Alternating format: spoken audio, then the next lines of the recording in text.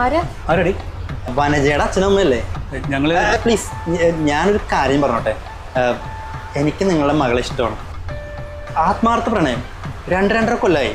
പക്ഷെ ഇന്നേ വരെ അവളോട് എനിക്കിത് പറയാൻ പറ്റിയിട്ടില്ല. നിങ്ങളെന്ന് അവളെ എനിക്ക് കെട്ടിച്ചു തരണം. പേടിക്കണ്ട, ഒരു ജോലി ഇല്ലാത്തവനാണ് അവളെ കെട്ടിച്ചു കൊടുക്കണമെന്നുള്ള ടെൻഷൻ വേണ്ട. എനിക്ക് കോയമ്പത്തൂർ ബസ് മക്കമനിയുണ്ട്. ഈ മേത്തൊക്കെ ലോഡിറക്കി വരുന്ന വഴിയാ. അച്ഛനത് ചോദിക്കാൻ കാണിച്ച മനസ്സ്. നിങ്ങളെപ്പോലുള്ളൊരു അച്ഛനെയും അമ്മേനാണ് ഞാൻ ആഗ്രഹിക്കുന്നത്. മകളെ എനിക്ക് കെട്ടിച്ചു തരണം. ഞാൻ അവളെ പൊന്നുപോലെ നോക്കിക്കോളാം. നിങ്ങളെയും പൊന്നുപോലെ നോക്കിക്കോളാം.